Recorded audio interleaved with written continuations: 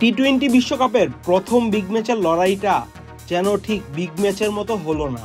টসে জিতে শ্রীলঙ্কার ব্যাটিংয়ের সিদ্ধান্ত প্রশ্নবিদ্ধই রয়ে গেল। পাওয়ার প্লেতে শ্রীলঙ্কা সংগ্রহ করে 6 ওভারে মাত্র 24 রান, 1 উইকেটের বিনিময়ে। 7 থেকে 10 এই 4 ওভারে লঙ্কানরা উইকেট হারায় 4টি, রান তুলে মাত্র 16। 12 ওভার শেষে শ্রীলঙ্কার সংগ্রহ 6 উইকেটে 46 রান। 15 ওভার শেষে লঙ্কানদের সংগ্রহ দাঁড়ায় 7 উইকেটে 68 রান। 19 ওভার 1 বলে লঙ্কানরা অল আউট হয় মাত্র 77 রানে। লঙ্কানদের 11 জন ব্যাটসম্যানের মধ্যে মাত্র 3 জন 2 অঙ্কের দেখা পায়। ব্যাটসম্যানদের মধ্যে একমাত্র ম্যাথিউস 100 স্ট্রাইক রেটে 16 বলে 16 রান করে, বাকি সবার স্ট্রাইক রেট 100-র নিচে। এনরিক নরকিয়া একাই ধসিয়ে দেন লঙ্কানদের ব্যাটিং অর্ডার। এনরিক দুর্দান্ত 4 ওভারে 7 রানের বিনিময়ে উইকেট নিয়েছে 4টি। লঙ্কান ব্যাটসম্যানরা একের পর এক বাজে সব শট খেলে উইকেট বিলিয়ে দেয়।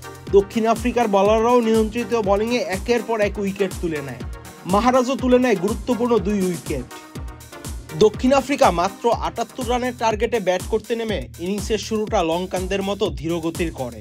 পাওয়ার প্লে 6 ওভারে 27 রানে 2 উইকেট হারায়। কুশল মেন্ডিস যদি স্টাফসের সহজ ক্যাচ ফেলে না দিত, তাহলে আরও একটি বেশি উইকেট হারাতে পারত দক্ষিণ আফ্রিকা।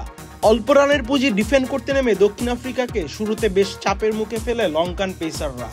শুরুর সেই চাপ সামলে উঠে 22 বল হাতে রেখে 6 উইকেটের জয় পায় দক্ষিণ আফ্রিকা।